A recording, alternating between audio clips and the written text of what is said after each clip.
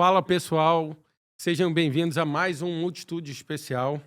Hoje contamos com a presença aqui do Hector Guzmão, CEO e co-founder da Boulder e da 42 Rio. A gente vai falar um pouco de IA, inovação, o mercado geral de digital aqui no Rio de Janeiro, global um pouquinho. E ele vai contar um pouquinho da história dele e vamos desenvolver alguns tópicos legais para o pessoal aí que está todo dia em busca de novidade. Seja bem-vindo, Hector. Muito obrigado, Cássio, pelo convite. Obrigado para quem está assistindo a gente. Todos os assuntos que você citou são assuntos que eu me entusiasmo bastante, então espero que a gente tenha um bom papo aqui. Não, acredito que vamos sim. Você, com a experiência aí na área de startup, IA e tal, eu acho que vai abrir um pouco a mente de quem a gente tem aqui acompanhado a gente. Todo dia a gente tenta trazer alguns insights, informações novas para o pessoal. Legal, legal. E vou tentar traduzir também, é um pouquinho de sopa de palavrinhas, assim. Eu vou tentar ser o mais democrático possível de tentar traduzir para a realidade de muitos que estão assistindo aqui também, então vai ser um papo legal. Eu queria começar assim, como é que você entrou nesse meio? Eu sei que você é graduado em administração pela PUC, mas aí eu queria pegar esse lado. Como é que você saiu de graduação da PUC e chegou nessa área de IA, de desenvolvimento digital, toda essa parte tecnológica que, assim, em alguns casos, meio que contrabalança com a administração? Contar um pouquinho desse teu início até chegar nesse ponto das inovações e outro caso aqui que a gente tem, ele é Forbes Under 30. Então, é um título legal pra caramba. Então, e mais outra coisa Quando eu tinha os meus 30, eu mas tem um bom tempo. Mas tudo bem. Mas, isso, carrego até mas hoje. foi lá, né? É isso. Tu pode ter 70 anos, tu foi... É o título. É isso. Mas eu queria que você falasse, assim, desse caso, até que é um paralelo, né? Porque a gente pensa muito em administração como uma coisa mais quadrada. E a inovação é totalmente outro lado. Totalmente. Então, como é que se deu esse caminho aí? Boa, Cássio. Acho que, assim, a primeira coisa, acho que de onde eu vim, tem duas coisas que me direcionaram para o que eu estou fazendo hoje. Quando eu falo de educação, e eu vou explicar um pouco de como que essa história de tecnologia permeia a minha carreira em educação, eu sou filho de mãe solo, dura pra caramba, mas que ela sempre quis dar um estudo super forte pra gente. E aí, a vida inteira, eu e meu irmão, a gente estudou em escolas particulares, mas bolsistas. Então, a gente sempre escutou escolas boas com bolsa. E a PUC não foi diferente. A PUC, eu entrei como bolsista, fiz administração, e eu tive duas chances legais enquanto estava fazendo faculdade. A primeira foi de trabalhar numa empresa lá em 2009, que era a maior referência de empreendedorismo do Brasil, que era o Grupo EBX, na época do Ike Batista. Sim, sim. Então tinha uma referência de empreendedor ali, deixando de lado tudo que aconteceu, mas tinha uma referência de empreendedor muito forte.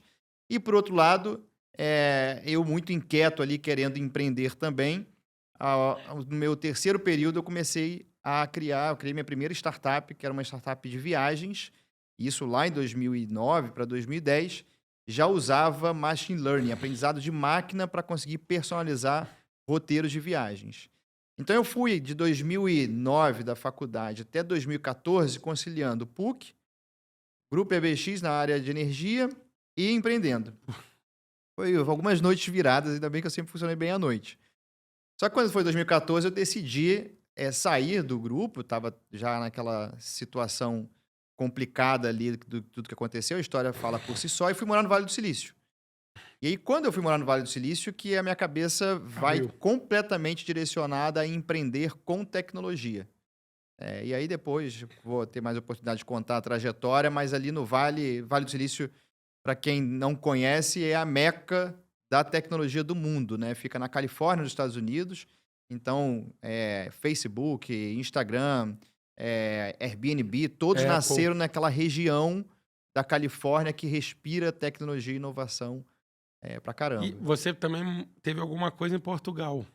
E aí quando eu voltei do Vale, eu montei um time, eu peguei um investimento, montei um time de tecnologia para a gente escalar a nossa startup e uma aceleradora de Portugal.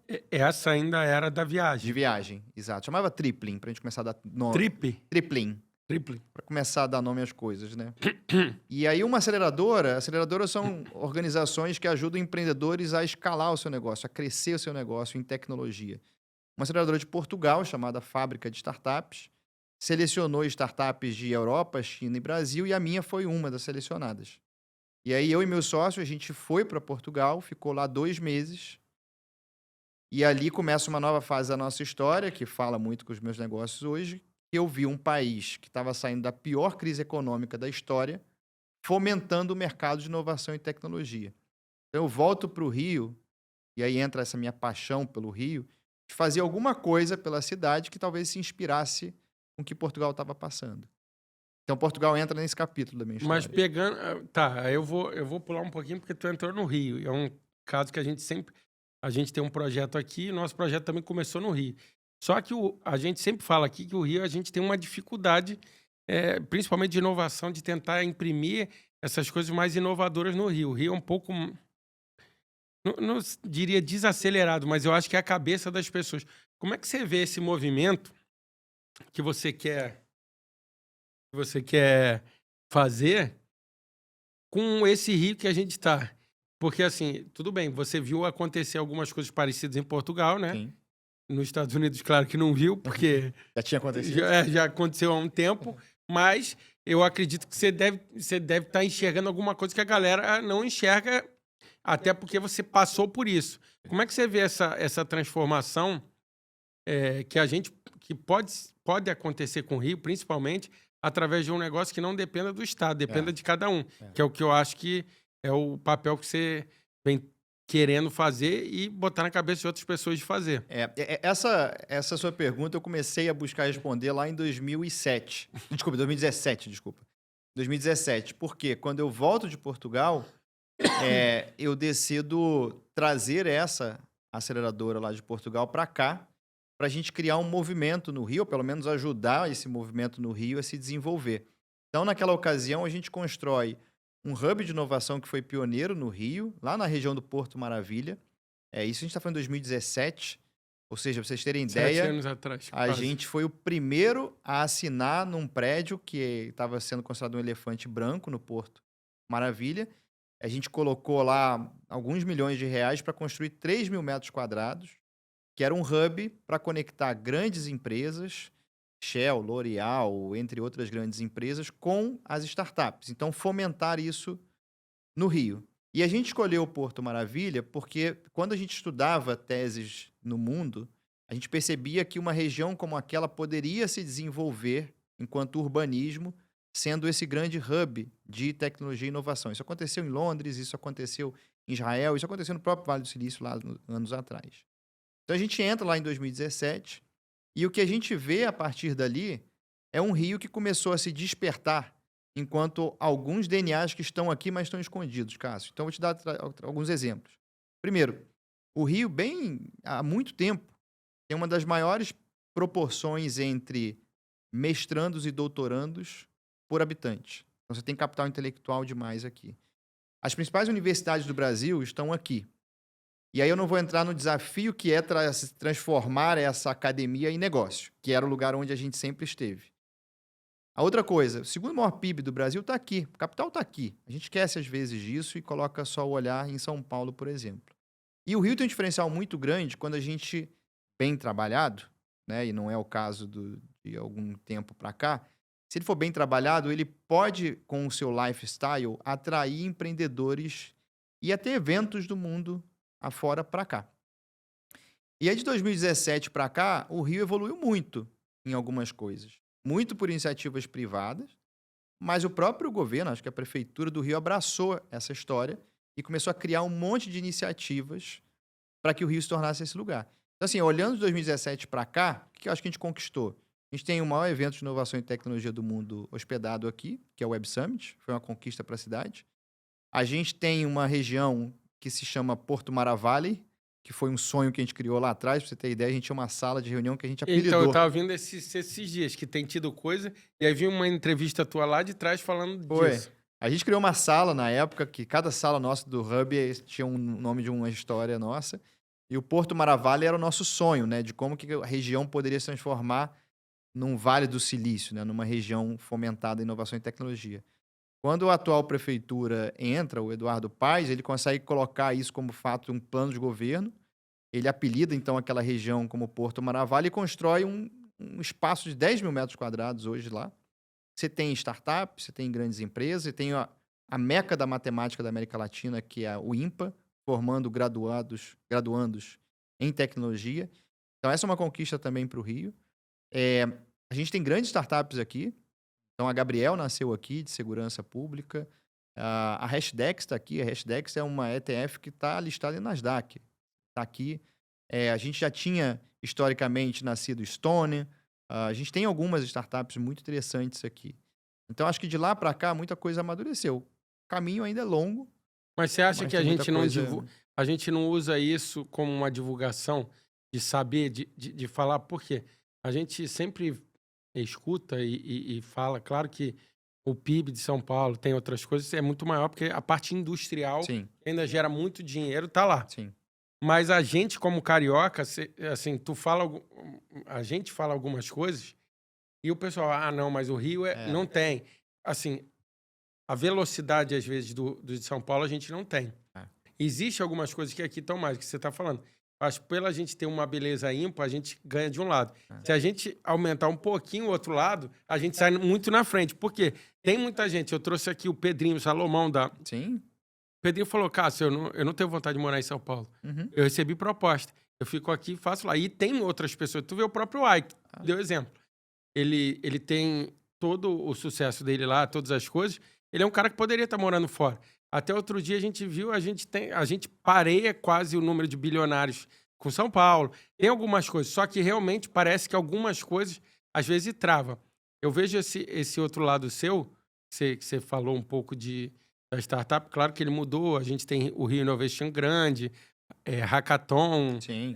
Tem algumas, por exemplo, você falou agora, a gente parece, aí você deve saber mais do que eu, que a gente vai ter uma área muito de Data centers. data center, Isso. servidor e outras coisas no Rio, que a prefeitura está fazendo um movimento para que porque isso dizem que vai ser um boom no Absurdo. mercado, absurdo. A parte de cripto a gente desenvolveu para o nosso tamanho, acho que bastante aqui e tal. Só que às vezes parece que a gente não vê isso em números atingindo outros lados. Parece que tem, mas o dinheiro vai para São Paulo, parece que tem, e algumas outras coisas não permeia as outras áreas. Eu acho que se a gente... Aí é uma crítica minha, assim. Eu acho que o Brasil é um país continental e ele não precisa ser visto como concorrentes entre estados. São multidisciplinaridades que você precisa para desenvolver esse chamado ecossistema de inovação. Então, assim, se o capital está concentrado em São Paulo, tá tudo bem. A gente precisa só ter sinergia de que eu preciso ofertar bons projetos em São Paulo e eu preciso ter uma qualidade de vida boa no Rio para eu reter as boas mentes e os CNPJs aqui. E isso acontece muito no Vale. Você tem Venture Capital no Vale? Obviamente você tem. Mas quando essas startups crescem, você tem muito capital que está do outro lado do outro lado dos Estados Unidos, está em Nova York. Então as coisas se complementam, elas não deveriam concorrer. Mas eu concordo com você que o Rio, ele carece muito, primeiro, de algumas narrativas, né? Eu acho que a gente sempre se balizou muito por baixo, a gente sempre olhou um Rio destruído, na lama ali da violência e tal, que é verdade, tem muito desafio nesse campo, mas assim, a gente esquece do capital intelectual. Pô, tem cérebros sintéticos sendo construídos no Rio de Janeiro, lá na URCA. O maior, eu tive a oportunidade de fazer uma pós-graduação no MIT, e quando a gente leva para os professores, para o corpo docente do MIT, o volume de dinheiro que se tem para aplicar em energia no Rio, que são as verbas obrigatórias, eles mesmos ficam incrédulos, tanto que, né, eles trouxeram, né, a gente fez esse programa de especialização, um colega, o Hudson, que é um super empreendedor aqui no Rio, criou um evento chamado Energy Summit, e o corpo docente do MIT vem em peso para fomentar o setor de energia no Rio enquanto inovação e tecnologia. Então, você tem muita coisa aqui. Só que, de fato, você tem algumas narrativas que deixam que parece que secundário essas parece conquistas. Que a gente tem essa parte toda e parece que o dinheiro não fica aqui. Esse é o desafio. Porque, por exemplo, você fala assim, Você vai pegar para, vamos dizer, marketing, outras áreas, vai pegar o dinheiro. Aí o cara, não, o cara tá em São Paulo. Aí o cara tá em São Paulo, ele não dá, é o que você tá falando, aí não tem preferência pro projeto no Rio. Aí tu vai apresentar um projeto grande, tu tem que ir aonde? E ir para São Paulo para pegar o funding, tá tudo bem. Sim, eu não acho problema. Eu só acho que em algum momento o dinheiro tinha que voltar. Porque é o que você tá falando, imagina, tu tem as cabeças pensantes. Então, eu tô falando isso por quê? Porque eu vejo um caminho, principalmente na área do empreendedor, que a gente vê uma debandada para São Paulo. A gente acaba tendo que, se eu quero passar de um certo número ou sair de um marasmo, eu preciso sair, senão aqui parece que ele não anda. Eu acho que sobre isso, por exemplo, eu acho que tem um desafio coletivo, primeiro da gente estimular para que as startups continuem aqui. Então, você tem um pouco de redução de carga tributária. Lá no Porto, por exemplo, você reduz ISS se você tiver o CNPJ lá. Você tem alguns incentivos para o investimento ser feito no Rio de Janeiro. Mas, assim, tem outras coisas que são necessárias. Então, capital intelectual é uma. Você precisa ter talento, você precisa ter Eu gente acho aqui. que isso a gente já tá, pelo que você falou, a gente já tem. Tem, mas você precisa ter volume. E não necessariamente você vai ter todos aqui. Você vai ter que atrair também. Só que para isso, você tem que ter qualidade de vida. Tem que fazer o cara querer morar no Rio de Janeiro, sabe? Se sentir seguro em morar no Rio de Janeiro. Senão o cara não vai sair de Florianópolis, de Belo Horizonte, de outro lugar do mundo. Mas eu acho que a gente vem evoluindo. Por exemplo, você anda hoje pelas ruas de Ipanema, Leblon, eu fico impressionado da quantidade de nômades digitais morando no Rio de Janeiro. Trabalhando num café, uma porrada de gringo, é muito mesmo. E normalmente na área de tecnologia e inovação. Na 42, que a gente vai falar daqui a pouco, a gente recebeu nesse último processo seletivo um alemão que veio da Alemanha para estudar aqui, 2 argentinos e um peruano, que são loucos pelo Rio e viram oportunidade. Mas você tem que criar esse ambiente de fato para você trazer. E aí isso vai fazer a startup ficar aqui e não ir embora para São Paulo. Porque quando ela cresce, se ela perceber que tem que ir para São Paulo porque os talentos estão lá, a gente vai perder. A gente de fato vai perder. Agora, se for só entre aspas, pelo capital, pega aqui uma ponte aérea de 40 minutos, é mais perto do que ir para Jardim Botânico Barra, assim, sabe? O pior é que quando tem os trânsitos, realmente, quando tá no trânsito, fica difícil. Você, falando um pouco do que você viveu lá fora, o que você acha que a gente pode, assim, tem como tirar de exemplo, até sobre o poder do empreendedorismo, do startup, tudo isso para a gente tentar melhorar, assim, que seja da nossa parte, que dependa da gente. Eu acho que a gente ainda carece de exemplos, sabe? E exemplos que são vocais. De novo, não vou fazer aqui a discussão do que o Ike fez depois. Mas eu era um jovem de 20 anos vendo um cara que falava loucamente pelo Rio de Janeiro, que ajudava loucamente o Rio de Janeiro, que empreendia em projetos megalomaníacos e falava isso explicitamente. Aquilo me influenciou a época a PUC inteira. A galera era louca para trabalhar ali. Então, assim, onde estão nossas referências, sabe? Como é que a gente conta essas histórias para inspirar as pessoas, os jovens especialmente, para empreenderem? Então, acho que essa primeira parte, que é um pouco mais subjetiva, ela é importante. A segunda coisa, eu acho que a gente precisa ter uma visão de sociedade para onde que o empreendedorismo deveria ir mais. Aí eu pego o exemplo de Israel. Israel é um deserto que carece de comida, carece de água, e os caras têm tecnologias para todos os lados para produzir comida, para captar água, e eles são uma grande referência do mundo enquanto nação empreendedora. Inclusive tem um livro chamado Nação Empreendedora. Então, assim, o que é a nossa visão de sociedade? A gente está no Rio, passando um monte de mazela de violência. Será que a gente quer destinar esforços para a gente desenvolver tecnologias e negócios para a segurança pública? A Gabriel é um caso desses. Mas a Gabriel nasceu, conheço os fundadores, de pessoas brilhantes, que têm uma causa gigante, mas foi meio um acaso. Assim. Ninguém disse precisamos de mais startups e empreendedorismo e inovação. Então, mas você não, a gente conversou aqui outro dia de Israel. Israel, meio que o pessoal falando, quer dizer o quê? Ou os judeus ou o pessoal de Israel faz ou fica sem. Porque muita coisa não tem lá. Então ele não teve escolha. Aqui a gente tem um pessoal, aí é o que você fala, eu acho que a gente tem um mix. Pessoas acomodadas com a situação, tem a pessoa influenciando, a gente perde às vezes alguns modelos, porque é o que eu tô falando, às vezes você pega assim, o Alfredo é do Rio, do G4. Mas ele tá onde hoje? São Paulo. Aí ele foi para lá. Ele, não, ele, por exemplo, aí uma pergunta. Por que ele não teria uma sede do G4 no Rio? Mas aí onde eu tô. Isso É o meu tá primeiro falando, ponto da provocação, que é a gente carece de exemplos. A gente carece. O Pedro Salomão da coisa ficou, o Rony da reserva conseguiu ficar. E tá tudo bem se os Sim, caras sim, quiserem ir, claro. mas assim, Mas a gente tem que. pô, como é que fica a sua história? Assim, eu não conheço o Alfredo, mas sei que a Sim, história sim. dele tá ali conectada com a Tijuca. Tá no Rio. Guilherme Benchimol, né? Você O tem, Guilherme, eu acho que também ficou você até tem onde o próprio pôde. André Esteves, você tem uma galera empreendedora que Sim. nasceu daqui e que simplesmente debandou. Aí é uma conversa que eu tenho alguns grupos de Rio de Janeiro que a gente mete o pau, mas outras vezes a gente fica pensando em algumas soluções. Cara, por que a gente demanda do lugar que te viabilizou isso tudo e que precisa de você enquanto referência? Não é só do dinheiro, Não, sacou? eu Mas acho que referência eu acho que mesmo. alguns exemplos que você deu, eles ficaram até onde podia. Eles ainda têm, você vê, o BTG tem uma estrutura grande no Rio, Sim, mas para crescer ele não tinha como ficar sim, no Rio. certo? A mesma coisa, a XP tem uma estrutura no Rio, para crescer ela teve que ir. E eu pego esses maiores, eles acabaram fazendo, eu acho. Tu vê que teve alguns bancos que ficaram, tem A própria situações. A Estônia continua aqui, mas obviamente tem um time gigante Mas em é São o que Paulo. você falou, só que eu acho que como não é um pensamento conjunto, diferente do que eu acho que acontece no Vale, né? O Vale virou uma estrutura. A estrutura passou tudo, passou o Estado, passou as pessoas, tudo. passou tudo. Então ela começou a transformar todas as áreas. Então hoje tu fala assim, tem gente daqui que fala assim, eu vou me mudar para lá. E ela vendeu aquele sonho. A gente diria que é quase o American Dream que teve nos anos 80, que é todo mundo vai para a América para vencer. Sim. Então eles botaram tanto isso na história que você tá em qualquer lugar. Tu tá na Ásia, tu quer fazer isso, tu quer...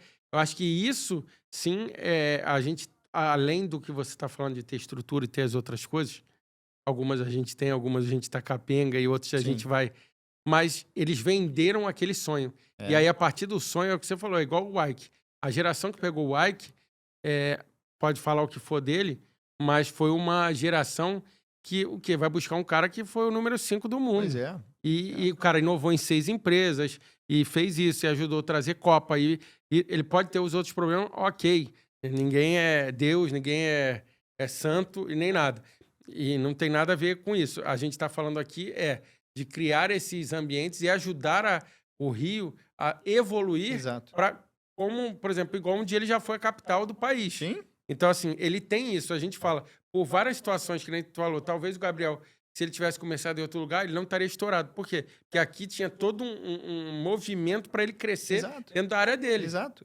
E tem muita oportunidade. Você vê agora, né? Você falou dos data centers. Eu estava na França há 3 meses, num evento enorme lá de tecnologia que chama VivaTech. E aí o Jensen, que é o CEO e fundador da NVIDIA, ficou 2 horas no palco. Tiveram várias outras lideranças globais. E eles estavam focados em falar o desafio energético que a gente tem no mundo para alimentar os data centers. Os data centers são equipamentos gigantescos onde armazenam aquilo que a gente chama de nuvem, né? Meu arquivo está na nuvem. Não está na nuvem, né? Ele está em alguns servidores. E esses servidores eles são cada vez mais demandados por conta do que a gente chama hoje de inteligência artificial. Tem uma capacidade de armazenamento e processamento que é muito grande. E a gente vai viver nos próximos, né, antes até mesmo de uma década, uma necessidade 5 vezes maior do que a capacidade instalada de energia no mundo. Então não tem nenhum país que tenha disponibilidade de fazer isso sozinho. Então isso é uma visão global. E outra, como a gente está numa transição energética, a gente está num desafio climático muito grande, essa energia não pode vir de fontes fósseis. Por que eu estou falando isso tudo? Porque o Rio tem um know-how histórico, especialmente na indústria de óleo e gás, na indústria de energia, que tem capital intelectual aqui para liderar essa transição energética. A gente tem no Brasil muita disponibilidade de energia limpa. E a gente tem no Rio uma capacidade geográfica para instalar esses servidores, esses data centers, que são gigantes. Então, assim, é um novo momento para o Rio também começar a vender que aqui é a casa dessa nova geração de empreendedores e de investidores para tudo que permeia esses assuntos. Novas energias, data centers, inteligência artificial. E eu acho que isso já está se formando, né? Tem o Rio AI City aqui na região de Jacarepaguá, Barra, que, que a prefeitura recentemente anunciou. Já tem algumas cartas de intenção de investidores para criar essa rede de data centers. A gente tem muita startup de inteligência artificial. Os principais cursos hoje de inteligência artificial do Brasil estão aqui no Rio de Janeiro, estão na PUC, estão na COP, Você acha no que isso a IME. gente vai... Você acha que isso pode levar o Rio para Isso aí é game changer, assim, é mudança de patamar. Se a gente assume, assim como São Paulo, né, hoje é conhecido como o mercado financeiro do Brasil, a gente está no momento de mundo do Rio assumir o protagonismo na inteligência artificial, que é a próxima revolução francesa, assim, a próxima revolução industrial. Então, assim, é uma oportunidade única, uma oportunidade de século, mas a gente tem que fazer as coisas com consistência, sabe? Mas é o momento, assim, da gente criar essa narrativa de empreendedorismo, a gente trazer o olhar para o Rio de Janeiro e a gente ajudar os talentos a ficarem aqui e atrair negócios do Brasil e do mundo para cá. Eu queria saber uma outra coisa. Como é que nasceu a fábrica de startups? Boa. Bom, a fábrica já era um negócio que acontecia em Portugal, que eu trouxe em 18.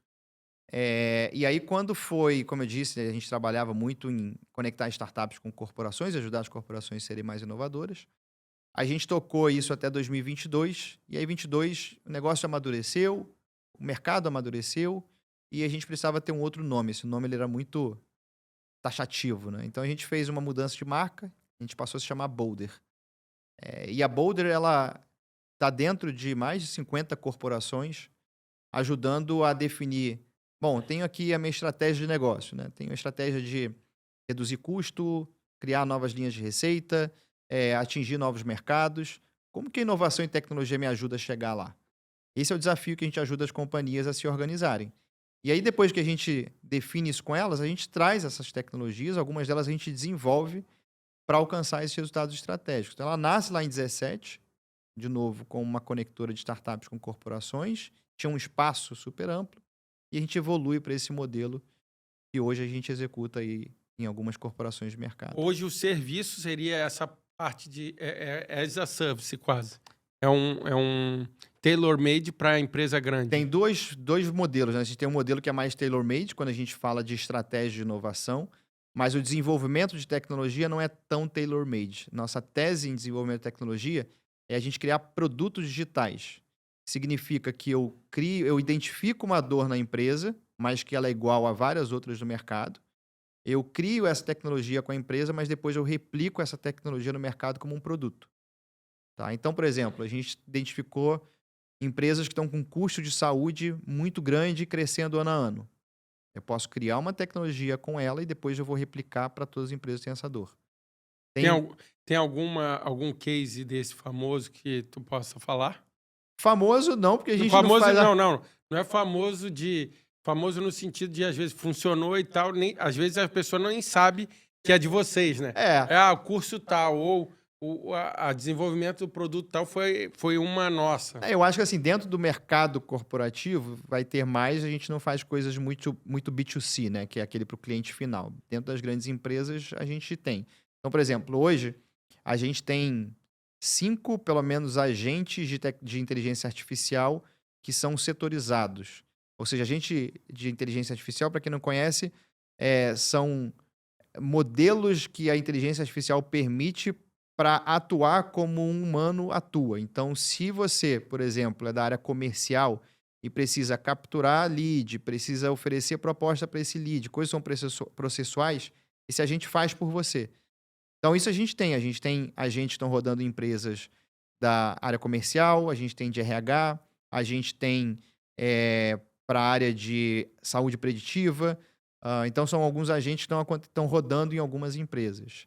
A gente apoiou muito a startup, então isso aí é uma coisa que a gente já trabalhou muito, e elas estão vivas no mercado, né, o próprio pessoal da Gabriel, a gente lá atrás, né, eu brinco lá com eles que tinha uma ideia bem ruim no início. A gente conversou bastante e, obviamente, os garotos são super competentes e fizeram o trabalho deles, mas a gente teve a oportunidade de conhecê-los lá no início. E aí tem outras, PixForce, a gente tem algumas outras startups, depois até mesmo migraram para inteligência artificial também. Vocês não poderiam estar numa categoria de venture capital, não é? Não, a gente nunca investiu assim. O investimento, no caso de vocês, nesse sentido, é intelectual. É intelectual e sempre foi fazer negócio dessas startups com as corporações. intermediar. Mas a gente nunca pegou participação das startups, a gente nunca investiu nas startups. Hoje, é claro que o desenvolvimento desses produtos digitais que a gente faz, parte é investimento nosso, parte é a receita que eu atraio da Então, grande no caso, empresa a também. empresa, quando você faz isso, ela vira uma co-sócia? Não. Você presta o serviço e depois fica com Tem vários você. modelos, assim. Pra você ter ideia, a gente trabalhou com 400 startups na nossa história. E 30% delas faziam um negócio com a empresa. E aí esses negócios saíam desde apenas uma parceria estratégica. Então, o shopping center, por exemplo, na época da pandemia, queria trazer muito fluxo de pessoas para dentro do shopping center. A gente trouxe uma startup de second hand, então vender roupas de segunda mão, que atraía esse público para dentro do shopping, e ali foi uma parceria estratégica do shopping com essa startup. Mas já tiveram outros casos de startups que foram investidas por essas corporações. Então, é muito caso a caso. Hoje, os nossos produtos digitais, a gente, depois que replica para o mercado, a empresa pode ser uma investidora ou ela pode ser uma parceira nossa. Quais foram os maiores desafios de construir um ecossistema de inovação nesse ambiente burocrático e desafiador que a gente vive? Cara, sendo muito franco, assim, a gente nunca pegou uma verba pública. Isso nos fez ser muito leves para ir para o ambiente privado. Então, essa questão de empreender no Brasil é complexo. Claro que você sente algumas coisas, mas eu não romantizo tanto que isso é um inviabilizador, não, tá? É claro que, por exemplo, eu fico louco com o meu time de contabilidade quando ele vai me trazer os tributos que a gente paga, que eu falo assim, cara, por que eu pago isso tudo? E por que é tão difícil entender a lógica, assim, do que você paga, por que você paga, porque aí você tem crédito aqui, você desconta ali. Então, assim, para o empreendedor, você dominar essa matéria é muito difícil. Então, a gente ter um financeiro, uma contabilidade que ela é muito boa e confiável, sempre para a gente foi importante. É porque eu acho que essa parte aí é a parte que mais pega para todo mundo. Por exemplo, se alguém inventasse algum produto, uma IA, que simplificasse isso, tava bilionário no Brasil. Porque é o que você está Absolutamente. falando. Você pega os estados, tem estado que você, ainda mais antigamente, você pagava por onde você vendia. Quem trabalha com produto físico, então, é mais desesperador ainda, né? Então, você pagava por onde você vendia. Aí hoje você paga. Só que isso vai acontecer com o digital agora. Ele já existe uma. Você vê aí nos streams e tal. Aí você imagina. Você tá com um negócio aqui, você paga 10, depois vira 12, depois o 12 você retorna 3, para depois pagar 6. Então, assim, eu pergunto nesse sentido, não só disso, mas quando você vê a inovação e você que viveu o Vale do Silício, onde existe uma força para isso, quando você vem aqui, você às vezes bate aquela meia.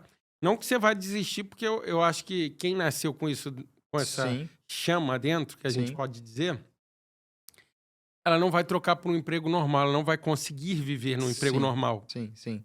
Então, eu acho que isso não difere um pouco. Assim, eu acho que a gente não tem, aí talvez seja coisas que eu vi lá fora que a gente não tem aqui. Então, o estímulo para o cara começar, por exemplo, eu vivi em Portugal, fez muito isso.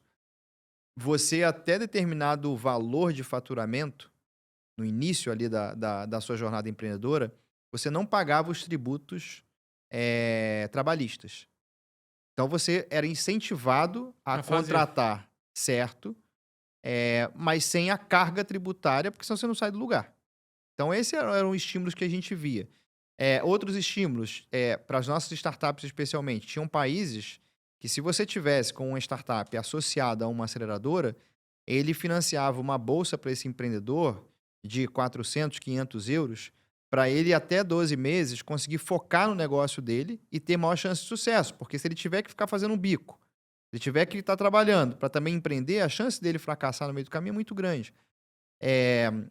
Você tem alguns capitais de fomento. Então, se você está desenvolvendo uma nova tecnologia, é mais fácil você pegar um capital a fundo perdido do 0 para o 1. Eu não preciso ter já uma estrutura, colocar uma garantia, para daí eu conseguir pegar um capital, como muitas das vezes acontece no Brasil. Então, são estímulos que a gente viu lá fora que falta aqui. Por exemplo, Uma meu última amigo. coisa, acho que só te respondendo ainda sobre isso, assim, teve uma situação recente que aconteceu, que eu acho que também mostra um pouco da instabilidade de país, que no final das contas impacta o empreendedor, né? Quando a gente trouxe a 42 da França, 42 Rio, que é uma Universidade Global de Tecnologia. E eu tenho pagamentos para fora, que são remessas internacionais, em euro. Eu tive 35% de aumento do custo do euro entre eu ter assinado o contrato e hoje, porque o câmbio foi embora. Recentemente, você deve ter visto o IOF. Sim, também subiu. Dependendo de quando. O IOF subiu 3 pontos percentuais e meu modelo financeiro não tinha contemplado isso. E, para além disso, eu tenho que pagar outros tributos meramente porque eu estou tirando dinheiro daqui e pagando um valor lá. Em resumo, eu pago 40% a mais do mesmo custo que um campus europeu paga para a sede. E aí, quando eu vou para meus encontros globais, a galera não entende por que a gente custa caro. Eu falei, custa, porque eu tenho que carregar 40% a mais. Não, aí começa a história que a gente veio lá atrás, e às vezes o cara chegar e falar assim: então vamos mudar a sede? Vamos mudar não sei aonde? Por quê? Porque A se eu tentação mudar de isso. mudar para o Uruguai é grande, a tentação... eu sei como é que Porque é. aí o cara fala assim: pô, tô dando 2 milhões. Pô, eu vou economizar 1 milhão. É. Então, eu ia falar que eu tenho um amigo que estava na França, que trabalhou na Decathlon, Sim. e ele era CTO, eu acho que CTO ou alguma área dessa de law lá. E o que acontece? Ele teve ele montou uma empresa ligada a concorrente quase da SAP, mas numa área tecnológica mais as a service. E o que ele tinha?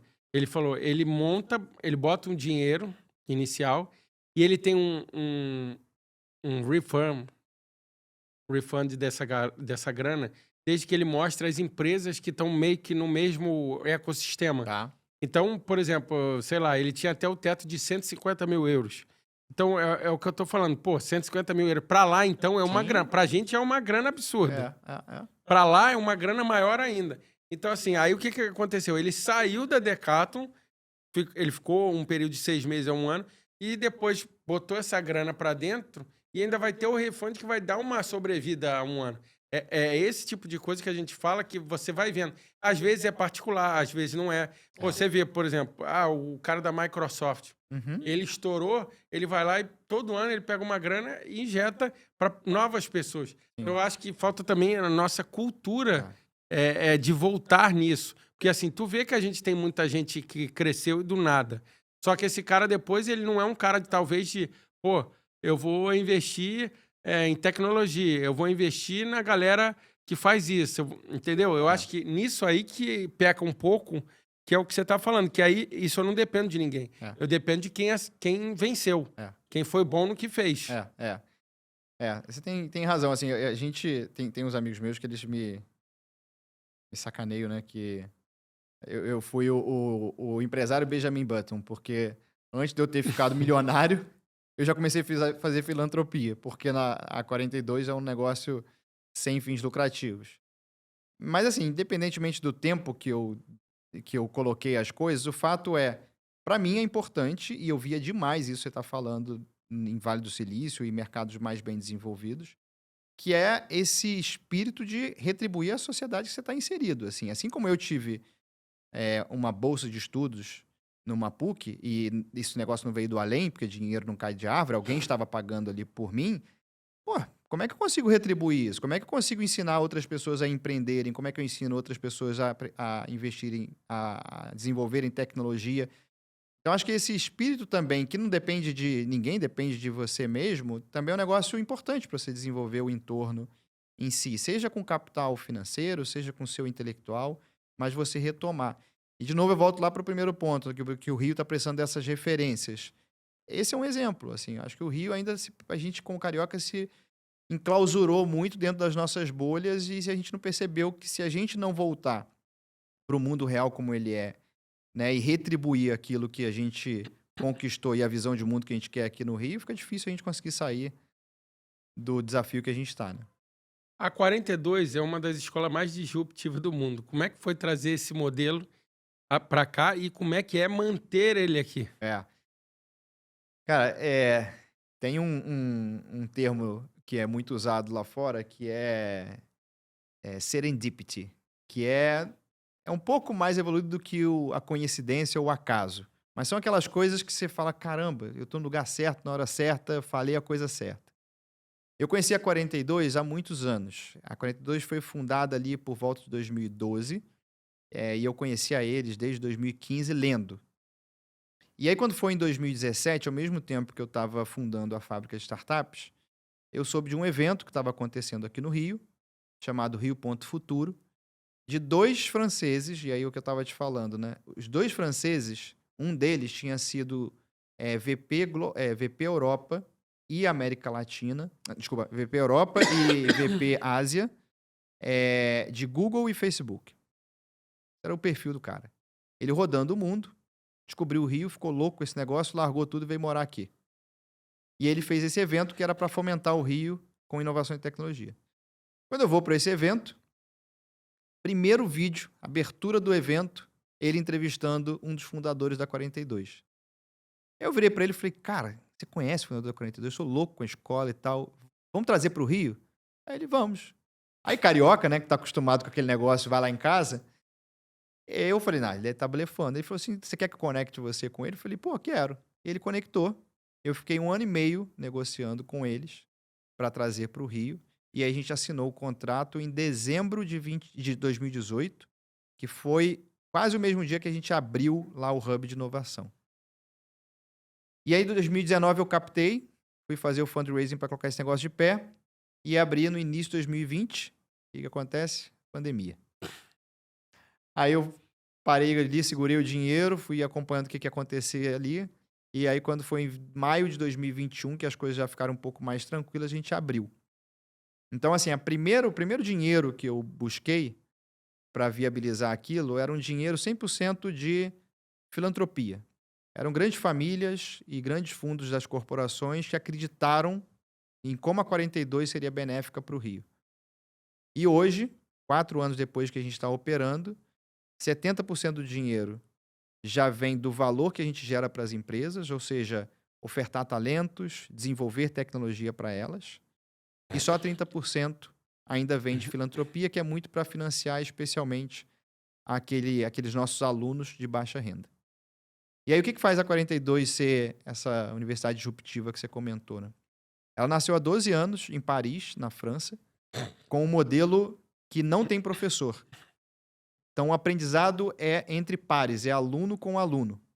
Você acha que a gente está aprendendo aqui? Sim. Então, essa é a essência Mas humana. eu tenho que ter alguém que queira ensinar a magia, né? Você não precisa ter alguém, mas você precisa ter um processo. Alguém que eu digo, assim, alguém que, vamos dizer, normalmente a gente pega alguém que venceu, que fez alguma coisa, ele pode ter criado o processo para outro poder entender. E aí, hoje a 42, então, ela tem um aprendizado que a gente chama de peer-to-peer, entre pares. Existe uma plataforma que você começa a fazer projetos desde o dia 1. Então, eu dou para esses alunos projetos reais de tecnologia para eles irem aprendendo na prática. E aí, muitos desses projetos são em dupla, são em grupo, e eles juntos vão sendo fomentados a pesquisar na internet, a ler, para resolver aquele projeto, para desenvolver aquela solução. E aí eles se avaliam, igual o mercado de trabalho, você tem feedbacks. Como é que você fez esse trabalho? Como é que você conseguiu desenvolver, não conseguiu? Mas só para entender um pouco. Não, os dois que estão vamos dizer, nós dois no caso, a gente, os dois, eu não tenho experiência. Você tem? Não. Os dois têm experiência Não. E quem vai alinhando? É porque quando a gente tem um problema, então, sei lá, desde a coisa mais estúpida, assim, a gente tá lá na República, a gente alugou uma República, mora sozinho, caiu o telhado. Cara, eu e você, a gente vai se virar. Como é que a gente resolve esse telhado? Não, eu vou entrar Hoje na internet, vou ligar para alguém, exato, vou pegar um amigo, vou falar, pô, isso. Eu tô aqui com um furo no meu teto aqui. Tu tem alguém que mexe com concreto ou isso telhado? Aí. É a dinâmica. Então, o problema ele está posto ali. Você precisa desenvolver um aplicativo XYZ. Você tem essas tecnologias para desenvolver, você tem tanto tempo. Eu e você, a gente vai começar a pesquisar na internet. Hoje, como a gente tem 21 mil alunos no mundo, talvez eu vou mandar uma mensagem para o cara lá do Japão que já fez... mas a galera tem acesso entre si. Tem entre si e tem no próprio... Hoje, no nosso campus no Rio, a gente tem 4 turmas.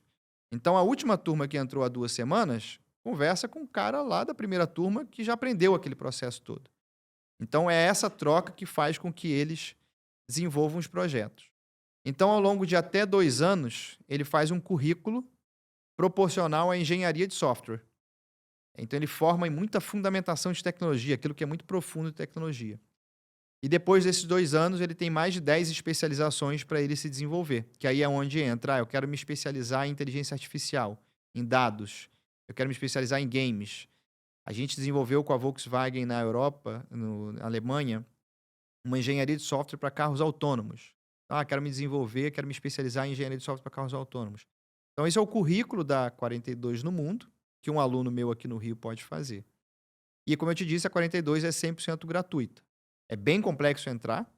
Então, a gente tem... A gente pode explicar um pouquinho como é que seria o processo, assim, tentando não estender o processo, mas explicar um pouquinho para quem acha ou queira um interesse, pode achar que seja um game changer, pelo que você está falando, um game changer para algumas pessoas. Então, como ela passa por esse processo ou como ela faz para tentar entrar? Primeiro ficar ligado nas redes sociais do nosso site, que é a Pode 42 Rio, Instagram 42 Rio, LinkedIn 42 Rio e o site é 42.rio. Lá tem todas as informações do processo seletivo. E ele acontece da seguinte forma. Primeiro, você só precisa ter 18 anos ou mais. Então, você não precisa ter uma formação prévia e você não precisa saber tecnologia necessariamente. E aí a gente tem uma primeira fase, que é um game online, 2 horas e meia, capacidade lógica, resolução de problema, e é eliminatório. Você faz, se você passar, vai para a segunda fase. Segunda fase é presencial. É lá no nosso campus, a gente tem um campus incrível de 1.200 metros quadrados, ali na região da Cidade Nova, onde você tem uma dinâmica com todos os candidatos, onde a gente vai te conhecer, você vai conhecer a 42, vai desmistificar algumas coisas, que também é eliminatória, e aí a gente vai para a terceira e mais brilhante fase. A última fase a gente chama de piscina, Cássio. A piscina são 26 dias ininterruptos, de domingo a domingo, que todo dia até as 23h59 o candidato tem que terminar um projeto e todas as sextas-feiras ele tem exame. A gente não obriga, porque não tem aula fixa, mas o tempo médio desses candidatos lá dentro do campus é de 8, 10 horas por dia. E depois desses 26 dias, a gente vai selecionar a turma que vai entrar. No Rio, a gente tem hoje 3.500 inscritos e a gente seleciona ali turmas entre 70 a 100. Então, você vê como é que o sarrafo é grande. Mas... Sabe o que isso lembra? Você da época da Iniciativa Jovem? Sim. Da Shell? Sim. Lembra exatamente isso, claro que com devidas proporções nas épocas. Porque você falou da vivência de resolver problemas. Eu tive lá, eu tive na época... Você fez? A iniciativa é ótima. Eu fiz um período... Eu peguei a época que o James da Biruta estava lá, foi até o Príncipe, uma época. A gente fez ali na Shell, e a Shell fazia isso. Eu fiz o primeiro ano, depois queria mais, porque você tem uma vivência muito diferente, principalmente naquela época. Hoje não sei como é que funcionaria para a geração atual, que está um pouco diferente. Sim. Mas naquela época fazia muita diferença, que é uma coisa que eu comento muito, que naquela época você não tinha acesso aos seus heróis, às suas pessoas de referência. Então, eu estar do lado de uma pessoa muito foda era um negócio do outro mundo. Hoje o cara vê o cara na internet. Então, diminui esse hiato que tinha. Então, era um negócio surreal. Você tá aqui, por exemplo, eu tava com o James ou um cara da Shell gigantesco e tal. Então, assim, eu vejo muito isso e acho que isso, vamos dizer, que falta isso hoje no mercado. Eu pergunto e vivo perguntando, eu sou quase fuzilado, porque o pessoal fala muito desse em estudo online, dessas coisas online. E eu falo muito, eu tenho ainda um pouco dessa falta de como que um passa para o outro um conhecimento se eu não tenho a vivência. E isso a gente perde muito, por quê? Porque antigamente você ficava 8 horas diário do lado do cara. Então, tu passa várias situações. Então, tu vai pegando isso. Cara, eu sou bom numa área e você é bom na outra. Querendo ou não, por mais que você seja meu professor e tal, em algumas áreas eu ia pegando seu e você ia pegando o que eu posso. Então você troca muito. Quando você perde um pouco dessa convivência geral, você vê, principalmente em resolução de problemas, você vê que hoje virou o quê? Uma profissão resolver problema. Muito. E antigamente o quê? Você tinha muita gente de resolução de problema, porque a galera... Isso estava no pessoal intrínseco. Sim. E talvez especialista você não tinha, você tinha outras coisas. Hoje virou o quê? Todo mundo é um especialista, porque foca numa área geral, mas tu chega assim, o cara, pô, tô com um problema tal. Aí tem gente que buga. Por quê? Ou porque o cara não vive essa experiência o tempo todo, porque, eu digo isso, pega muito quem trabalha em grandes empresas. Porque o cara de grande empresa, ele chega lá, o computador dele tem que estar funcionando. Se o botão não funciona, ele não vai lá ele não vai lá e resolve o botão. Ele fala assim, Hector, pô, o cara de TI vem aqui, aí pum, aí ele fica aqui, ó. É isso aí.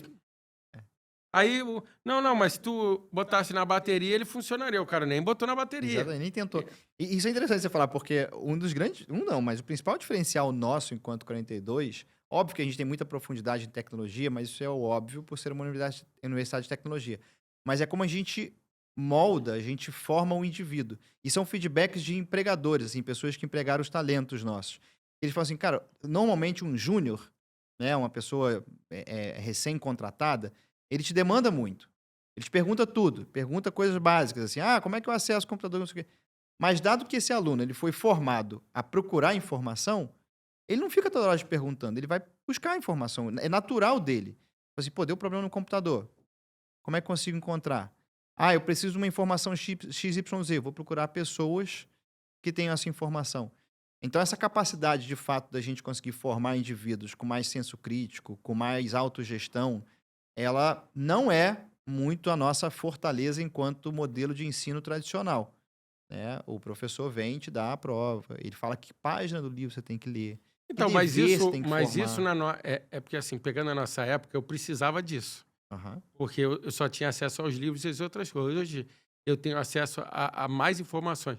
Hoje o que eu acho que é o problema, e você falou aí, eu vou ser fuzilado mais uma vez, é que não só o júnior te pergunta. Hoje o cara sênior, tem muita gente que não é o sênior, mas é da geração atual, que muitas coisas eles não conhecem. Por quê? Porque ele não vai atrás. Por quê? Porque se ele apertar aqui o Google e falar ligar uma TV na tomada, o Google te explica. Então, o pessoal, ninguém quer absorver informação. O pessoal quer olhar e resolver. Olhar e resolver. E muita coisa você não consegue olhar e resolver. É o que você está falando. É igual você pegou, eu tenho uma situação de um problema. O problema, não é todo problema que eu pego aqui e resolvi uma hora. Dúvida. Ele é uma resolução contínua. Isso. Então, eu tenho que vir aprendendo. Eu tenho que vir sugando a informação. Aí é o que você está falando. Se a 42 vai fazendo isso no dia a dia, que era o que a gente vivia como estagiário antigamente, que é o quê? Eu fico 6 meses, o cara... Isso aí. Ele jogava os problemas aí. Ele chegava assim, ó, toma R$10, você tem que trazer tantas cópias, você tem que entregar para os donos, você tem que fazer isso. E depois, no final, você vai entregar o briefing e isso. E entregar para você e tchau, que eu vou entrar em reunião. Pum, o cara entrava em reunião, aí dava problema, você ia... Pô, para não sei quem... Pô, onde tem a copiadora? Aí, pô, o cara te levava. Onde que eu faço o briefing? Hoje, não, hoje você, faz isso aqui e me entrega ali. O cara, ele, que nem a gente falou, ele tá no quadrado dele. Se sair do quadrado dele, ele não mexe. E eu vivi isso também um pouco, que foi o que lá fora a gente falava que a gente tinha muita diferencial. Eu fui em algumas feiras lá fora, trabalhei com muita gente fora, e o diferencial do brasileiro é que ele era um especialista em tudo e resolver as coisas. Sabe o que parece que está acontecendo? Isso, igual no futebol, a gente está vivendo isso na vida de empresário de algumas coisas. A gente quis se transformar no gringo, de ser especialista, e a gente perdeu, em muitos casos, não em todos, porque como as nossas cidades, a gente tem vários outros problemas, eu não acredito que a gente vai virar lá, porque você vira uma parte da população, você vira. A outra não, a outra era forjada... na dificuldade, então ela não pode se dar ao luxo. Mas eu acho que em muitos casos a gente perdeu a galera que resolvia tudo. E isso hoje é quase ouro. Tu falar assim, você encontrar algum cara que ele joga em várias posições, ele resolve, ele não depende, o empregador e as pessoas ficam loucas atrás dele. É interessante você trazer isso, eu vou até puxar o assunto da inteligência artificial para isso, porque ela tende a piorar essa situação, porque aí o cara fica mais preguiçoso ainda e acha que vai terceirizar tudo lá para a inteligência artificial. Nessa ida para a França, foi o encontro global da 42. E tava vendo... Global porque ela tem no Brasil e ela tem em outros lugares além da França, por Isso, exemplo. ela nasceu em Paris, na França, mas hoje a gente tem 56 campos No mundo. em 34 países no mundo. Então a gente está no Japão, na Coreia do Sul, em Marrocos, Portugal, enfim, vários lugares. E aí a gente foi para esse encontro global, acontece uma vez ao ano, e ficou muito essa discussão rasa do tipo, não, mas a gente está no mundo de inteligência artificial, a gente não vai trazer inteligência artificial para os alunos, não vai trazer... Aí algumas coisas assim, a gente falou, primeiro, a gente não proíbe o aluno de usar inteligência artificial. Agora, se ele usar mal, ele vai mal no exame, então a inteligência artificial não vai conseguir fazer o exame dele. E o nosso currículo, ele é feito para eu entender por trás da inteligência artificial. Como é que você treina um modelo, como que você cria um modelo. Então, o que eu quero dizer com isso? É quando você traz um modelo mental, qual você está trazendo, de resolver problemas, em ser criativo, em conseguir não conhecer ser um pouco... dependente. Eu acho que é o que você está falando. É não ser dependente. Porque hoje, o que acontece? Você, na 42, pelo que você está falando, você não cria um modelo dependente. Total. Você cria um modelo independente. E a gente, por algumas coisas que vem acontecendo, a gente deixou sendo dependente. É o que acontece hoje, eu perguntei outro dia. Alguém falou assim, você imagina hoje a gente ficar 2 dias... Vou fazer uma pergunta diferente. O que você acha que aconteceria se a gente ficar 2 dias sem internet? Assim, no geral. Não aqui, não. É assim, o Rio ficou 2 dias sem internet, ou o Brasil ficou 2 dias sem internet. Porque as pessoas, elas entraram num loop tão grande de assim... eu não... Tem gente que, não vou ler livro. Por quê? Porque é o que tu falou. Se eu perguntar, a inteligência artificial faz isso. Deve ter gente... Eu não vou ver série. Por quê? Porque eu peço um resumo. Isso. Eu não vou aprender tal coisa. Só que tem coisa que tu fala assim...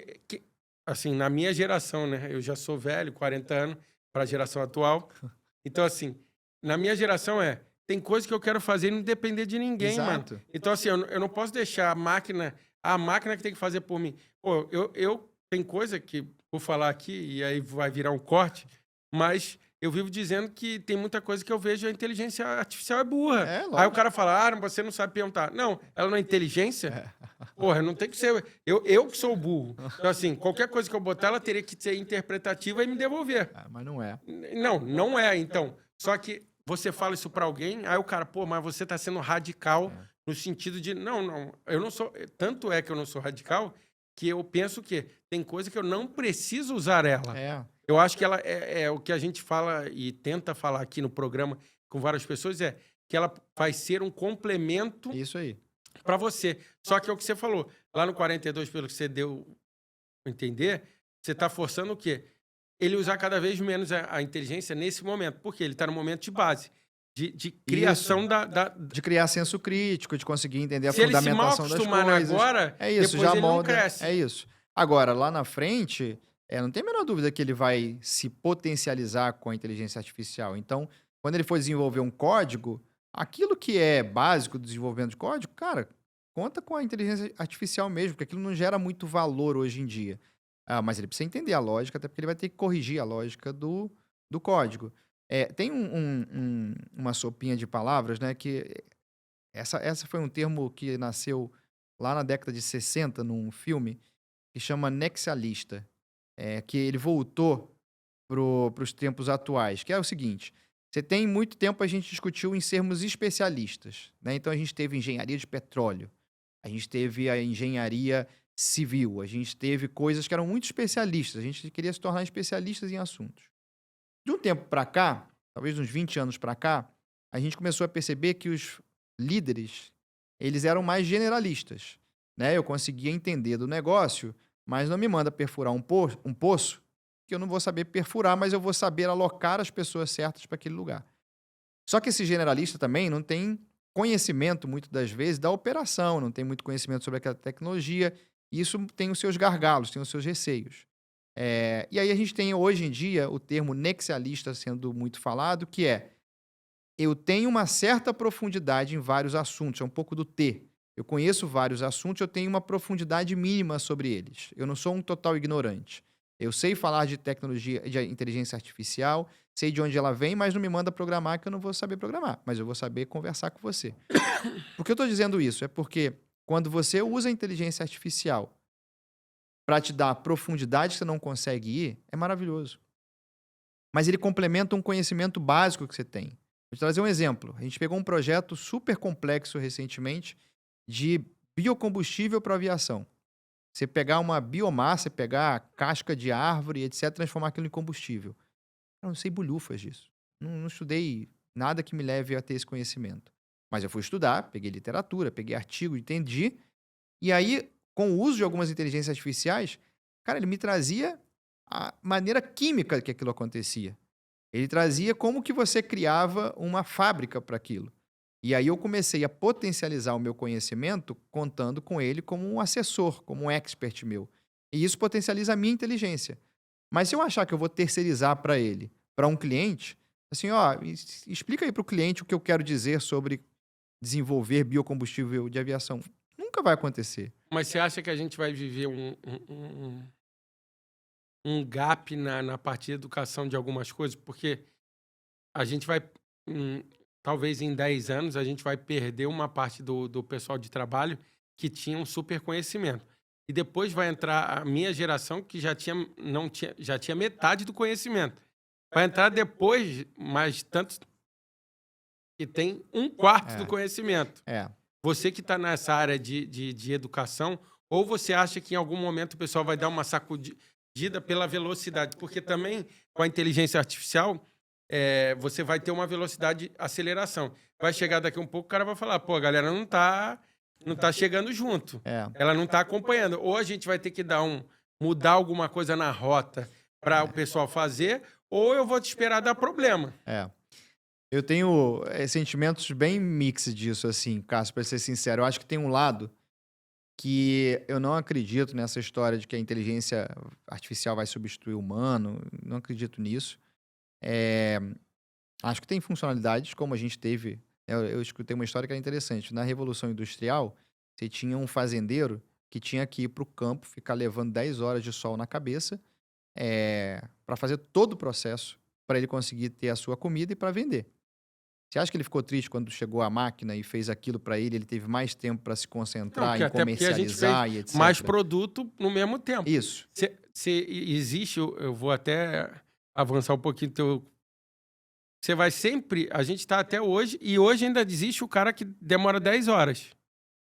Mas não é a maioria. A maioria passou. Eu penso um pouco da inteligência artificial, que se todo mundo usar ela 100% e achar que vai usar ela em tudo, ela usa sozinha e tu não faz nada. Vai ficar e não dá para fazer nada. Então, eu acho que tem processos, que é o que você vai estar falando aí, que você sempre vai ter que ter, em algum momento, o homem. E tem coisas que, se a máquina toda pensar, elas vão pensar iguais. Porque elas...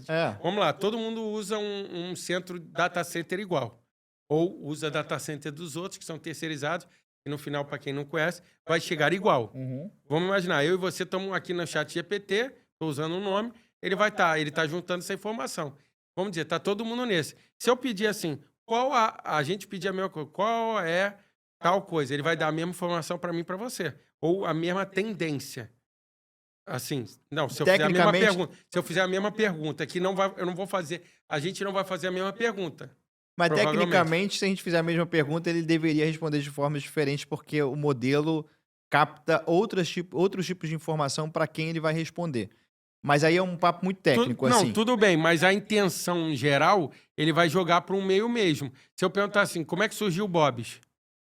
Ele tem que responder. Sim. Eu estou querendo dizer que a intenção, ela sempre, se todo mundo usar, ela vai seguir por um modelo. Um modelo que eu digo no sentido geral. E aí... Você acaba dizendo assim, todo mundo vai seguir, que é assim, hoje, para ficar mais claro, você fala qualquer coisa, você fala de iFood, o que o pessoal fala? Não, é porque o boneco da inteligência artificial faz isso. Aí tu fala assim, atendimento eletrônico. Não, é porque o meu agente de IA faz isso. Você fala, mas o meu vendedor, é porque o negócio de lead faz... Eu tô querendo dizer assim, todo mundo tá indo para esse mesmo lado. Se eu fizer isso tudo para esse mesmo lado, vai chegar um ponto que a gangorra do mundo ela funciona igual há 3.000 anos. Ela não vai mudar porque a inteligência artificial chegou. Ela não é o gênio da lâmpada. Uhum. Então, o que vai acontecer? O peso ela vai ficar toda para um lado. O que vai acontecer? Em algum outro lado, o peso vai fazer assim, ó, Uhum. vai ter que alguém criar outras coisas para poder suprir. É. Por quê? Porque a inteligência é igual você falou, dá um exemplo. Ah, a gente fez tudo isso, começou a usar 80% do capital. Aí chega assim, a gente não tem energia suficiente para aguentar toda a IA. O que vai acontecer? A IA vai virar um item de luxo, igual coisas da vida que existe. Pô, andar de avião é uma coisa, ter jatinho é outra, ter seu jato é outra, voar no tempo que você quer é outra. Vai ser, vamos dizer assim, aí eu vou chegar, mas para você utilizar nesse nível, vai me custar tanto que eu vou. Ou seja, a gente vai voltar no tempo de, galera, eu não consigo ter esse produto aqui só que o diferencial de antigamente muita gente foi aprendendo e no final chegou nisso. Nesse nosso não, todo mundo vai achar que vai ter o direito e aí quem não tiver o direito vai falar o quê? Eu vou ter que voltar pro que era. Eu entendo seu ponto, assim, eu acho que esse é um potencial caminho, assim, eu acho que a tendência da inteligência artificial é, de fato, ela democratizar, porque modelos estão sendo feitos mais eficientes, com menos uso de energia e etc. Mas eu acho que o ponto que você traz, que para mim é o maior risco, é das pessoas não sabendo utilizá-las, a gente viver num mundo extremamente raso. E aí eu tô falando para massa. Sim, sim, Né? mas Porque assim, se a isso. gente olha dentro do que você trouxe, né? Há talvez 50 anos, você tinha profundidade, um pouco mais de profundidade cultural, você tinha um pouco mais de profundidade intelectual em camadas que não eram tão desiguais como a gente tem hoje.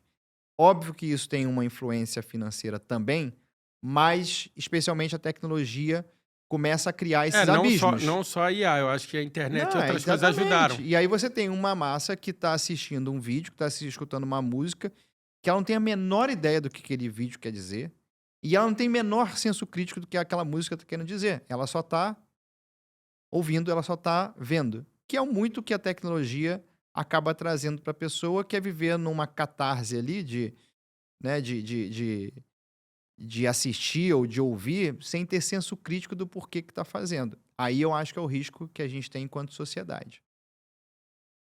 Eu acho que é o que você falou, eu acho que a gente vai viver, assim, como tudo no mundo, nada se cria, tudo é um ciclo, eu acho que a gente vai bater no E teto de voltar. algumas Aliás, coisas. eu não sei se você viu isso antes de entrar no nosso podcast, mas hoje a Nvidia bateu, acho que 5 trilhões de dólares de valor de Eu mercado. tava vendo que estavam falando isso ontem, próximo a esse número, eu tomei meio que um susto. Que é impressionante. Mas aí o Jensen, que é o CEO e fundador da Nvidia, falou que os próximos milionários americanos, se eu não me engano, seriam marceneiros e mais alguma outra mão de obra básica, que é uma profissão que tende a ser mais escassa. E tem tanta coisa brilhante que vai ser valorizada no futuro, manuais, que quem souber fazer isso, é o que você falou, vai bater lá e vai voltar para aquilo que é básico. Mas que é basicamente o que a gente já vê. Vamos lá, você pega e vê os Estados Unidos. Os Estados Unidos, muitas coisas que são evoluídas, já virou normal. Aí você pega um pedreiro, quanto é o custo? Um encanador. Por quê? Porque a outra área já tem todo mundo. Só que o trabalho braçal e de Continua. certas coisas, não, o cara que é super inteligente, ele fala, eu vou meter a mão e vou ficar quebrando, eu vou fazer isso. Só que também é uma coisa que às vezes alguns têm o dom. Que é igual a gente falar, o artista que pinta, ele tem o dom. Mas não é todo mundo que pode ser artista. Uhum. Então, é aquela história que eu vejo que a gente tá voltando um loop para outra fase que a gente fez. Sim. Entendeu? Sim. Mundo mudando muito. Acredito que a gente vai dar muita cambalhota. Eu vou dar uma aceleradinha aqui, porque eu sei que a gente está no... Qual é o erro mais comum que você vê do pessoal que está nesse mercado de startup no Brasil? Cara, é uma parada de se apaixonar muito pela ideia, assim, o empreendedor tem certeza absoluta que o que ele tem na cabeça é a melhor coisa do mundo, e aí ele, quando recebe feedback ruim, ele fica pé da vida, ele fala, pô, você tá querendo me descredenciar, não sei o quê. É, e a ideia ela é importante, mas ela é secundária, assim. Eu lembro que as pessoas me perguntam, mas por que o Vale do Silício é o Vale do Silício? Eu falei, eu descobri o que é o Vale do Silício quando eu estava sentado num café aleatório, e aí um cara aleatório bateu no meu ombro e falou, tudo bem? Pô, vocês estão... Tava eu e meu sócio, né? Ele falou assim, vocês estão conversando aí, que problema vocês estão resolvendo? Eu falei, oi? Ele, o que vocês estão resolvendo? Qual é o negócio de vocês? Aí isso me deu um start, que eu falei, cara, os caras têm uma cultura de resolver problema, de olhar para tudo, e tudo é problema. E se você descobre um problema, que é a essência, né? Tem um livro do fundador do Waze, que é Apaixone-se pelo Problema, e que é, se você descobrir um problema que é realmente relevante, em questão de proporção, de tamanho, é um problema de muita gente, e a forma que estão resolvendo é uma forma ineficiente, aí você se dá o trabalho, ao luxo de começar a ter ideias. E a partir do momento que você tem essa ideia, tenha certeza que ela vai evoluir ao longo do tempo pelo feedback que você está recebendo do mercado. E tem muito empreendedor que é apaixonado pelo que está criando. E aí ele acaba morrendo. Ele acaba vendo que as pessoas não compram, as pessoas não se interessam, as pessoas não investem. Eu acho que tem uma parte do empreendedor ser muito apaixonado pela ideia. E tem um outro lado que eu acho que o Brasil já evoluiu, eu acho que o mundo evoluiu, dado essa última crise que a gente teve de venture capitalist, do dinheiro vindo de risco, que é o romantismo de que eu vou ser o próximo Bezos, eu vou ser o próximo Mark Zuckerberg, eu vou ser o próximo Steve Jobs. Então, o meu fator de sucesso é captar dinheiro e mais dinheiro e mais dinheiro. Então, esse romantismo do empreendedor, que é quase o romantismo do influencer hoje, né? Todo mundo acha que pode ser influencer e vai ganhar milhões. É também um desafio para empreendedor que Mas você criando não acha que startup. essa parte da startup acontece muito porque alguns caras vêm, faz um negócio, dá certo, ele vende, aí ele fica no limbo do contrato de disclosure, Uhum. e aí ele volta, cria outro, vende, aí ele volta, cria outro, vende. Então aí o pessoal, que nem você falou, uma cultura, aí o cara olha e fala assim, pô, esse maluco já fez 5 É, empresas e vendeu. é. Pô, se ele fez, eu acho que eu também posso fazer. Mas aí as pessoas não têm senso crítico que é 1 em 1 milhão, né? As pessoas não têm senso crítico do que foi esse vendi, criei. Porra, entre o vender e criar, meu amigo, tem um abismo de careca, Não, de eu sei. calvície, Não, etc, que é eu sei bizarro. que as pessoas não contam o timing que fazem sucesso. Você já deve ter passado por isso. Tu começou lá atrás e deve uma galera falar hoje, pô, aí, pô, Hector, molinho, se tu for pedir É, dinheiro, tu estala o dedo e vê. E o é. cara, ele não olha, ele olha assim, pô, tu entregou? Porra, Tu fez isso? Não, ele olha isso. Ele, pô, mas se o Hector pedir, eles vão dar, mas se o João pedir, eles não vão dar. mas por quê, né? O que o Hector Sim. ou o empreendedor colocou em risco? Quais foram os perrengues que passou? Né? O que foi abrir um negócio 1 ano e vira uma pandemia e o negócio fica fechado 2 anos? A gente acaba não entrando tão a fundo assim no que é a carreira do empreendedor ali. E aí acaba virando esse romantismo. Mas eu acho que hoje está muito melhor, assim. Até o próprio empreendedor de sucesso, ele já está mais consciente do porquê pegar o dinheiro, como gastar o dinheiro, como que conta as histórias, do lado bom, do lado ruim. Mas esse, para mim, são os dois. Assim, o romantismo da trajetória empreendedora e a segunda parte, se apaixonar demais Como é pela que você ideia. enxerga o futuro da inovação no Brasil nos próximos 10 anos? Eu acho que vamos colocar assim, da minha forma idealista, a gente está no momento certo, com os recursos certos. Assim, de novo, aquele desespero de que o Brasil é um eterno país do futuro nos assombra. Porque o mundo inteiro está precisando de energia nova, está precisando de talentos, ele está precisando de novos locais para instalar essa tecnologia. A gente tem todos esses recursos e eu sonho que, de fato, no futuro a gente vai gerar muita riqueza a partir disso. Espero muito. Segunda coisa, eu acho que a gente já está com uma safra de startups muito boas para a gente começar a ver cada vez mais internacionalizar. Nubank acabou de fazer isso, né? Já tinha feito para o México e acabou de abrir licença de banco nos Estados Unidos, mercado mais competitivo do mundo. O El Hub, né? Esqueci o nome dele, que é o El Hub agora. Gympass, não. Gympass, obrigado. A antiga Gympass, atendendo o mercado incrível internacional. Outro que não é startup, mas em alguma classificação poderia, e eu fiquei impressionado com o case dos caras, The Coffee. Já viu o tamanho dos caras? Sim, tá muito grande. Os caras estão enormes, cara. Os caras estão no Vietnã. Os caras estão na Coreia do Sul. Então, assim, eu É porque é sonho o que você muito falou, da quando gente a estar ganhando gente o mundo. acerta um produto aqui, que ele tem condição de ser replicado no mundo, nem, é difícil não ser, porque a gente tem muitas regras, é aquela história que a gente tá falando. Você tem muito tributo, você tem não sei o quê, você tem carga tributária, você tem todas essas outras dificuldades, que aí o cara fala assim, imagina você, tu tem todo um produto aqui, faz dinheiro aqui, aí tu pega esse mesmo produto, bota nos Estados Unidos e fala assim, aqui eu tenho um concorrente, mas essa outra toda a parte, só do imposto o cara já fala assim, pô, de 40 eu diminui para 10. Ah, Aí o cara, pô... Aí eu tenho um jeito aqui, o cliente me vê de outro jeito. Então, assim, o difícil é você montar, que é o que você está falando, é você fazer a roda girar, ela funcionar um tempo, para você tirar isso aqui e falar assim, agora eu estou meio que tranquilo, eu posso olhar onde eu vou. É quase olhar a arrebentação. Já passei, eu criei uma teoria, que é o que a gente, no mundo empreendedor, de inovação e tal, a gente é aquele cara que entra na praia e fala assim, vou pegar aquela onda. Todo mundo começa a remar. Mas quantos conseguem passar a arrebentação para parar, sentar na prancha e falar assim, cara, vou pegar essa onda agora. Todo mundo fica naquele loop. absolutamente. Então, eu acho que é isso que a gente meio que vive. Pegando, para fechar aqui, qual o seu propósito hoje e o que ainda te move? A gente tá numa semana no Rio bem difícil, né? E aí eu acho que esses momentos, assim, que vão pegando a sua essência ali. Cara, o Rio me move muito ainda. Eu tô ficando um empreendedor mais maduro, assim, e eu fico me questionando, tipo, pô, será que eu vou continuar olhando pro Rio, com todos os desafios que se tem por empreender aqui, etc, etc. Mas esse lugar ainda mexe bastante comigo aqui. Então, assim, conseguir ter os meus negócios aqui e conseguir colaborar com o ecossistema para ele ser desenvolvido, para mim é um negócio que ainda move muito. E o meu momento hoje, olhando para frente enquanto carreira, é o momento da gente intensificar a aplicação de tecnologias emergentes para criar produtos digitais.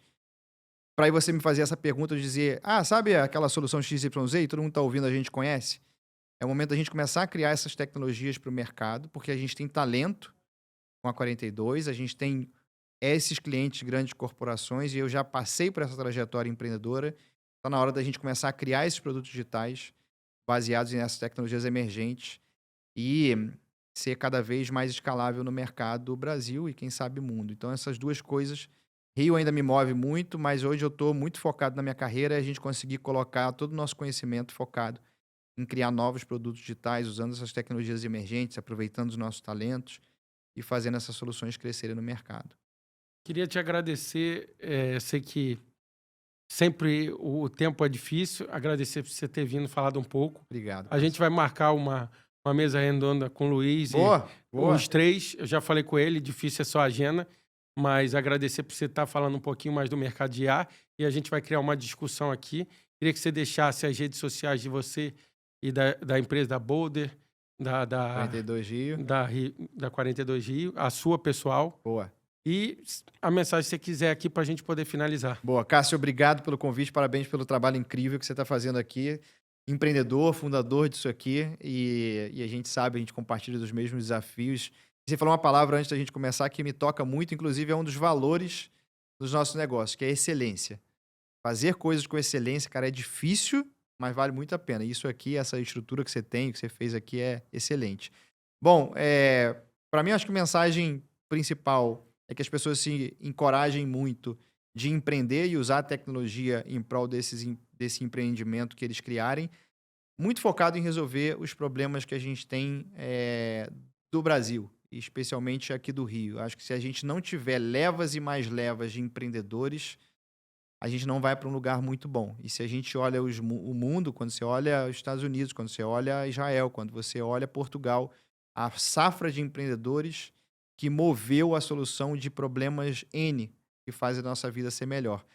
E aí, para a gente continuar o papo, minha rede social, LinkedIn, é Hector Guzmão, Hector com H, da 42 Rio, o site é 42.rio, Instagram e LinkedIn 42Rio, número mesmo, 42Rio, e da Boulder Inovação, tanto no LinkedIn quanto no Instagram também. Muito obrigado pelo convite, obrigado para quem também ficou com a gente até agora. Pessoal, a gente vai estar no Spotify, no YouTube e na Apple Music. Quem quiser acompanhar, entre lá, curta, compartilhe, assina lá o canal para dar uma moral para a gente. E em breve estaremos de volta. Agradeço vocês pela audiência e até logo. Muito obrigado, Cássio. Valeu. Valeu, gente.